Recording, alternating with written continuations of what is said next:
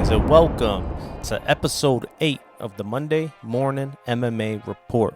I'm your host, DJ Aries the God, and this is a podcast presented to you by Official MMA Press. I hope everybody out there is doing good, doing well. Hope everyone had a wonderful weekend. Hope everyone's in good health, good spirits. I know I had a really good weekend this weekend. I was at Foxwoods Casino in Connecticut, and I was at CES Boxing. First time I ever been to that. It was about 13 fights, boxing matches, and it was pretty good. My first boxing event that I've ever been to live, and it did not disappoint me. It was actually the opposite of what I expected. I was expecting it for it to be okay, all right. It was actually really, really good, real competitive. I actually like boxing way better in person than on television. And if you haven't been to an event, I definitely recommend you going, especially if you're into boxing. Go live is definitely a different experience. I've been to some MMA events. I've been to Bellator 3 times. I'm going to LFA in March, I believe. And I was going to go to the bare knuckle boxing. I'll probably go to that next time it's around. I still got to go to a UFC fight. I was going to go to one in Boston when O'Malley was fighting Aljo. But those tickets were like $600 a ticket for the nosebleed. So I was like, no way. I mean, I get it, but I'm definitely not rich. I was thinking I was going to go to the John Jones one at Madison Square Garden. The same thing. Tickets were way too expensive. So I passed on that. But hopefully I could get to a UFC one. That's on my bucket list right there. I want to get to a UFC match live. I go to Vegas every now and again, so hopefully I could go on a week when there's an event going. You know what I mean? So let's get into what I got going on the docket today. Today I'm going to be talking about 3 promotions. I'm going to be talking about LUX Fight League. It was LUX 50.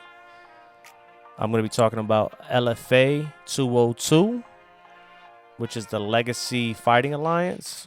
And I'm going to be talking about UFC Fight Night 252, Song Yadong versus Henry Cejudo. So first, I'm going to be getting into the LUX Fight League, which is a big Latin American promotion. I think it's based out of Mexico. And I'm going to start with that promotion, that event, because that was like the worst one out of the 3, in my opinion. I mean, it was all right. It was decent, but it was, compared to the other 2, it was pretty boring. So I'm going to start there first. So they were talking about on LUX Fight League how Diego Lopez is going to be fighting Alexander Volkanovski. And that's a big deal because Diego Lopez, he came out of LUX Fight League into the UFC. So that's a pretty big deal for them. So I know they're going to be rooting for him big time because, that makes their status a little better as far as a promotion. Like, look, we had Diego Lopez come out of here, which he is a big deal already. But now him winning the belt, that'll definitely make their stock go up. So the first fight I'm going to get into was a catch weight between Brian Lopez and Kevin Arreola. And Brian Lopez wins this super early in the first round with a TKO. That dude Arreola was just shooting like a madman. Like, he had no strategy. He wasn't setting up nothing. He was just diving in head first to try to take down Brian Lopez. And he obviously got caught by a knee, and that was the end of it right there. I think he had his nose broken. I mean, come on, man. You're going against a professional fighter right there. You're just going to shoot like you got no common sense. So that was pretty cut and dry right there. The next fight was also catchweight. It was Enrique Gonzalez versus Daniel Nunes. And Gonzalez wins this with a knee bar. It was a boring fight as well. So, like I said, that's why I'm starting with LUX Fight League, because it was all right. The next fight was Luis Gallegos versus Jamie Londono. And this was a better fight. I don't know if it was a good fight, but it was a better fight than the previous 2 fights. But Londono seemed to be on a different level, but Gallegos, he made it competitive. So that's what was good about it. He actually made it competitive. You know, he tried to put some respect on his name, which was good. But Londono wins the fight. Our next match was Emilio Saavedra versus Santiago Pietro, and this was a bantamweight fight. And Saavedra, he was killing Pietro on the feet. He was killing him on the feet. He dropped him like 3 times in the first round. But Pietro, I think that's how you pronounce his name. But he won the second by a long shot. He almost ended it with an armbar in the second round. And by the second round, he adjusted his game. And Saavedra literally got saved by the bell. This was a really good fight. In my opinion, this might have been the fight of the night. This was the fight of the night, in my opinion, honestly. It was competitive. Santiago Pietro, he gets the fight for the belt, his next fight. But this was the best fight. If you haven't seen it, honestly, I would just skip to this fight and the main event. The main event was pretty good, too. The main event was Juan Diaz versus Uriel Cosillo. And this was the title fight. Juan Diaz is the champion over there in the bantamweight division. And Diaz looked real good all fight. I mean, Cosillo, he hurt Diaz's leg. But I don't even know if he was paying attention to it because he was just like letting off the gas. And he basically, I don't know, maybe Diaz was too much for him. But this was going to be, it was pretty competitive. Like I said, the last fight was better, but this one was it was pretty competitive. So now I'm guessing Santiago Pietro gets to fight Juan Diaz. That's going to be the next fight, and I definitely want to tune into that because that's going to be a banger. I ain't gonna lie. That's going to be a super competitive fight right there. So I can't wait for that. Let's see when they set that up. Says they both fought already. Maybe we'll get that in the winter time. You know, maybe next October or something. But I'm definitely going to be tuning in for that one. Next on my list is LFA 202. And I love LFA. I love covering it. Like I said, I'm going to a event on March, and sometime in March. I think it's going to be at Foxwoods again, too. But this one had 2 really good fights as well. One on the main card. There's also some boring fights just like the other one. But I felt like this one was a better event than Lux 50. This one had more competitive fights. So I'm going to get right into it. The first fight was Sheely versus Brader, which was a strawweight matchup. And Brader just straight up beat up Sheely. Like, Brader, she was just dominant the whole fight. Didn't even look like she broke a sweat. So, you know, honestly, it looked like Sheely shouldn't even have been in there with her. Like, she looked real green. So, that's that. Our next fight was, and the next fight is what I thought was the fight of the night. So, this was Ferdad Naimi versus Jacob Wiggins. And this was a bantamweight fight. This was a great fight. Naimi looked real versatile in there. Honestly, I think that's what got him the win because he ended up winning on decision. Like he looked like he was able to make adjustments in the game. In the fight, in the matchup. He was able to switch things up, and it looked like Wiggins, he just stuck with his game plan the whole time, which was march forward, and I'm throwing punches. That's it. I'm throwing punches, and we're gonna see what happens. I'm not changing my game plan. But Wiggins fought real well, considering he was a huge underdog. And I think he won round 2, actually, Wiggins. But he was a huge underdog. He put up a way better fight than anybody expected. And that was a really good win for Naimi. And I think Wiggins' stock went up. And I was thinking the whole time I'm watching, I'm like, yeah, that was fight of the night right there. That's got to be fight of the night.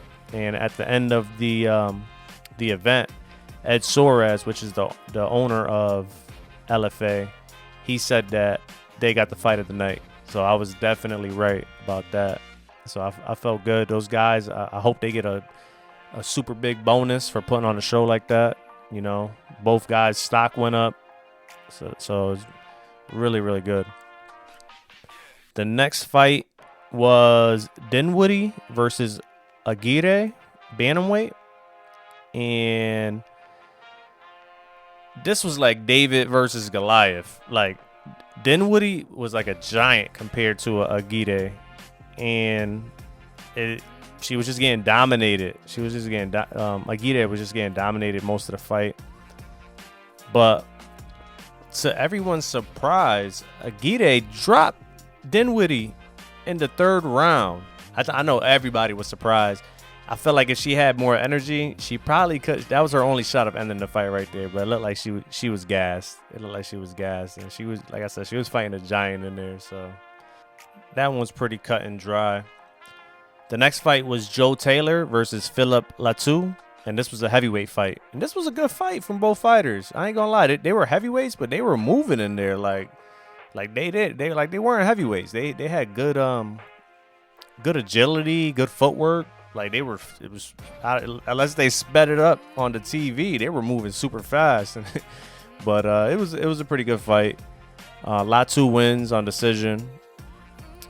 It looked like they got gas in the third, both fighters, but you know, they're heavyweight, so it's kind of what you expect when it goes the distance, especially at this level and at that weight class. So our next fight was Shuya Kimabuko versus Mateo Santos at catchweight. And this was a straight up wrestling grappling match. Kamibuko wins by submission in the first round with what they were saying was a modified twister. So yeah, that one was quick. And that brings us up to the main event for LFA 202, which was Fumi Nakuda versus Adrian Garcia. And this was a good fight. It was good stand-up from both fighters, good grappling. Nakuda, he won every round. But Adrian Garcia, I think he took the fight with 2 weeks' notice. And he did really, really good. He showed a lot of heart, a lot of grit. He took a lot of punishment. He made Nakuda respect him. He was, he made it real competitive. So this was a really, really good fight as well.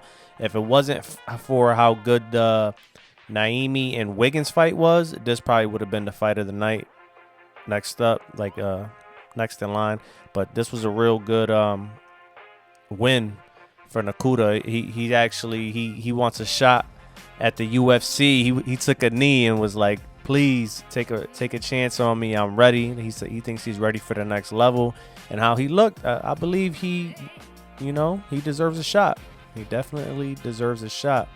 But talking about LFA, I want to get into, because next on the list is the UFC Fight Night 252, which was Henry Cejudo versus Song Yadong. And I wanted to talk about Eric Bacano because he fought in the prelims in this event right here. And he was moved up from... He was supposed to fight in the main event in LFA 201 and ended up fighting in the prelims in Fight Night 252. So this was my first time watching him fight. And since he got moved up, from the main event from LFA 201, I'm like, man, this guy must be a beast. You know what I mean? Which he did look good in there. But it didn't look like he was ready for the big show. You know what I mean? He fought against Ruzibiyov, and the first round was just a lot of filling out. And in the second round, I mean, it might have been bad advice from Eric Bacano's corner. They're like, man, you got to get in there and just go for it. And as soon as the round started, he did that. He listened to his coaches, and he got knocked out quick. But I give it to him. Eric Bacano, this was like his 11th fight, I believe, professional. And Ruzibiyov, he had 32 maybe close to 40 fights. So he definitely had the experience on his side. But You know, a lot of respect to McConnell. He took it 2 weeks notice. I think he just looking at him from how he was fighting, I think he does have a lot of potential for sure. I feel like they set him up. He fought against a guy that was way more experienced than he was. And I definitely want to see more from him. But this was not a good look, to say the least. So now that we got that out the way, we're going to get into UFC Fight Night 252, which was Henry Cejudo versus Song Yadong for the main event. And this was a good card. Like I said, I had to rewatch this because I was at CES Boxing in Foxwoods. And I did place a parlay in a straight bet before I went into CES. I actually did it at Foxwoods at the casino, and I won another parlay. That makes 5 parlays in a row, 3 weeks in a row. So I'm on a pretty good hot streak right now. Let me get my picks real quick. Let me get them out so I can read them. So for my parlay, I did Gene Silva winning, Rob Font with the point spread. I did not know he was going to win the fight, so I picked him on the point spread. I figured he will win at least one round or lose each round by 1 point. Like, I figured it wasn't going to be a blowout because he was fighting against somebody that was undefeated. My next one was the Brendan Allen and Anthony Hernandez fight to go the distance over 2.5 rounds. And the main event, the Henry Cejudo versus Song Yadong, to be finished under 4.5 rounds. And then I made a straight bet with that same bet under 4.5 rounds because I felt like that was a sure thing right there. I felt like it was going to be over in under 4.5 rounds. And I won another parlay. I posted it actually on my Twitter. I mean, on my X. I say Twitter. Fuck it, it's Twitter. But yeah, I mean, it wasn't much money. I won like $105 or something like that. But hey, a win is a win. So I'm very happy at how things went. Like I said, I ended up rewatching. I had to rewatch the card, and I did. It was a pretty good card. The first fight of the main card was Alonzo Manifield versus Julius Walker. And this was a light heavyweight fight. And this was a good fight. You know, there was a little bit of everything in this fight. It went the distance. And it looked like both guys kind of got gassed in the third round. So it was Alonzo Manifield that takes this one right here. He ended up winning that one. But like I said, it was a good fight. Definitely worth rewatching. The next fight was Gian Silva versus Malik Baksadarian. And Gian Silva wins this first round.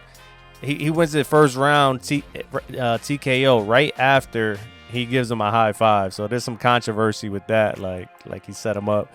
But you know, I thought it was pretty clean. You know, I don't like when guys be doing the touch the gloves during the fight and all that shit. We do that shit after the fight. So fuck it. I mean, if it was controversial because he gave him a high five or whatever, fucking Baksadarian shouldn't be giving your enemy a high five while y'all, you know, fisticuffs in the middle of a fucking fight. So that was pretty quick. Maybe he'll win the knockout of the night. You know, I didn't watch what happened after, who got the award from the post conference or whatever. But our next fight is Rob Font versus Gene Matsumoto, catchweight fight. And Matsumoto comes into this fight undefeated. He's coming into this fight undefeated, 16-0. He did take the fight on a 2 weeks notice because I think who was it? Dominic Cruz was supposed to fight, Rob Font, and he got a dislocated shoulder, I believe, like a reoccurring injury. So he ended up retiring. I mean, he's not fighting no more. So Matsumoto took the fight 2 weeks notice, and this was, in my opinion, the fight of the night. This one was the fight of the night. This was a great fight. If you're going to go back to watch this, if you missed it and you don't want to watch much, I recommend watching this fight and the Henry Cejudo versus Song Yadong. Those are the two fights that are must-see on this card right here. And again, like I was saying, I don't like how guys do the whole touching of the gloves while the fight's on and all that. And as soon as this fight started, Matsumoto tried to touch gloves with Rob Font. And Rob Font touched his glove real quick. But it was kind of like a sucker punch. But I liked it. Like, stop with the touching of the gloves. Do that shit after the fight. For real. But this was a good fight. Rob Font definitely, he surprised me a lot. Like, I was kind of iffy with this one. The odds were kind of close. But I was just like, just off the age, and this other guy is undefeated. Rob Font's age. Matsumoto's undefeated. I was like, damn, this is going to be a rough one. I did take Rob Font on my parlay with the point spread because I figured he would win at least a round, but I was not expecting him to win like this. Like I'll say the first 2 rounds were kind of close. They were definitely close. But Rob Font, he stepped on the gas in the 3rd round and put it away. He cut Matsumoto real bad in the 3rd, and he was just laying on a lot of damage in the 3rd round. Both guys, the last like 10 seconds, they were just swinging for the fences. But this was a really, really good fight. Much respect to both fighters. Like I said, if you didn't catch that one, definitely watch that one. That's a really, really good fight. Next up is our co-main event, Brendan Allen versus Anthony Hernandez. And this was a middleweight fight. This fight was just pure like takedown, ground and pound. There was a lot of groundwork, a lot of mat work. If you're into that, this is a good fight for you to watch. For me, it wasn't bad. It was definitely all right. I think Allen won the first round and Hernandez got the last 2. With the ground and pound. So Hernandez ended up winning that fight on decision. And this brings us next to our main event, which was Henry Cejudo versus Song Yadong in a 5-round fight. There's a lot of controversy with this fight right here. I'm sure Henry Cejudo's going to look back at this fight and be like, fuck, I shouldn't have finished that round because it would have went to a no contest, a draw, because Song Yadong caught him with an illegal eye poke, and Cejudo he couldn't fight anymore. He couldn't see out of his left eye. So instead of just ending it right there in the 3rd, he ended up going to a 4th, and then they ended it there. And since most of the fight was completed, they ended up going to the scorecards. And Song Yadong ended up winning on a technical decision because he won the 3rd round. I think they were pretty even on the 1st and 2nd. Henry took one, Song took the other one, but Song got the 3rd round. He was putting on a lot of damage. And if Henry would have just stopped fighting right there instead of trying to push through, he wouldn't have got a loss. Song said that he'll fight Henry on a rematch, which is good because, nobody wants to win like that. So, yeah, I'm definitely looking forward to the rematch. This was actually a really good fight. I picked under 4.5 rounds for the fight to be finished.